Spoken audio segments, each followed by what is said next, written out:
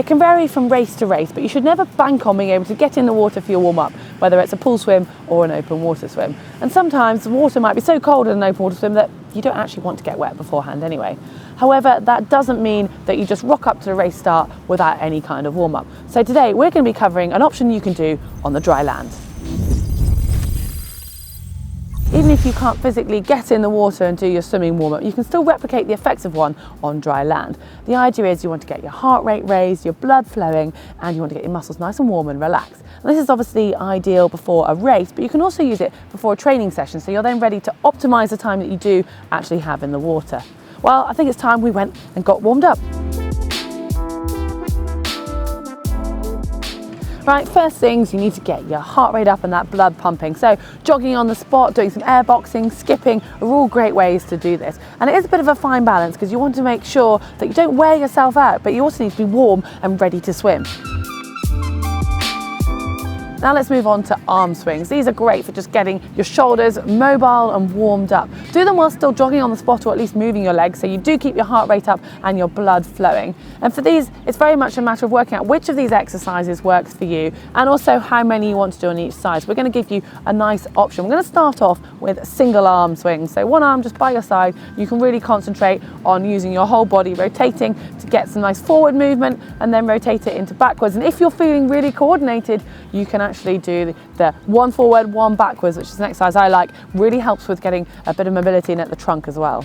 This next one is one of my favorites, chest hugs. Really helps to open up your back, but then also open up the front of your chest and your pecs. You can do it standing up, but I prefer to do it bent over because you get a little extra assistance from gravity. And then when you're in that position, another nice exercise which will help with more rotation of the trunk. So actually use your arms simultaneously, spinning from side to side. And then coming back up into standing, still with that same arm motion, you can actually use it to help loosen up your triceps. And then finally, whilst we're still on upper body, if you've got shoulders that like it, do play around with this exercise because it is quite personal, double arm swings. If you add in a bit of a knee bend, that just helps with momentum and to increase that range of movement around your shoulders.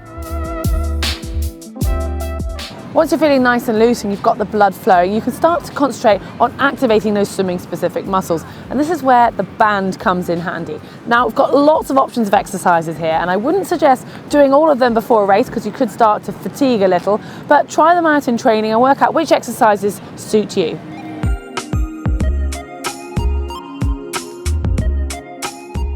Okay, the first one is going to be quite simple. You're just going to hold the band out in front of you and you're basically pulling your arms apart. So it's called chest openers because you are opening up the chest, but you're activating the muscles on your back. Then the next one, face pulls. So this one you'll need to actually attach the band to something that's around face height and you're literally, as it says, going to be pulling the band towards you. So again, activating your shoulders and those back muscles. The next one, you just need to stand on the band and you're going to be lifting your arms out in front of you, so it's shoulder extension. You can do that through the full range of movement or you can break it down to do the first half and then the second half. And then finally, shoulder abduction. So when you're taking your shoulder out to the side, you can just stand on the band for doing that one. And once you've actually activated it, you might want to use the band just to help for a little extra mobility in that movement. So you're again holding the band, one hand at either end, and you're just going to be rotating it above you. So you're really getting a nice stretch down your lats. You can then move on to some more swimming specific moves with the band. So attach it to something that's around hip height and you're going to be replicating the swim stroke here. You've got the options of either doing it double arm or single arm, and depending on how stiff or stretchy your band is, you can do the full stroke all the way through or you can do the first half of the stroke and then the second half of the stroke. And once you've done that, put the band aside. And just to finish up, I like this exercise to get my heart rate back up, but more to get me in the zone and focused on the race or on the training session you're about to do. So just replicate some really fast front crawl strokes and it gives you time to just think about what's ahead. Swimming alone is very much an upper body exercise, but as triathletes, you're quite likely to be warming up for a full triathlon race. So you need to obviously consider the aspects of biking and running as well. And for those, you want to concentrate on getting some good trunk mobility as well as opening up your hips.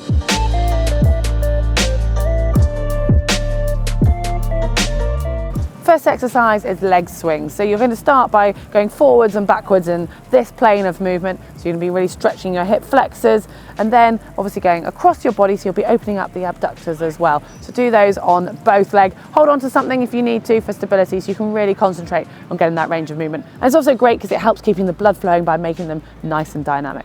Now the next set of exercises focus on your trunk. Now you can do the exercise we did earlier with the arm swings bent over, really rotating your trunk in that direction. Or you could do something a little more static, so you get onto 4-point kneeling and you thread your arm underneath and through, so you're really concentrating, isolating the rotation part of your mid-spine. Or you can make it a bit more dynamic again, so you're really keeping that blood flowing and develop it into lunges with a rotation on each lunge. I can't emphasize enough how individual this warm-up needs to be. So you've got the tools, all these exercises to go and try, and choose the ones which work for you, both for when it's training or for racing, and make sure you practice it. And also, if you do have an area that needs a little bit more work on, focus on this as well, and make sure you allow yourself plenty of time to do this warm-up. I really hope you've enjoyed it. Give us a thumb up if you have, and hit the globe to subscribe to get all of our videos here at GTN. And if you like to look at this hoodie, we've got some new hoodies in the GTN shop, so check out the link for that. And if you want some exercises for tight shoulders generally, we've got a video on that one just here. And if you want some help with swimmer's shoulder, or how to prevent it more importantly, that video is down here.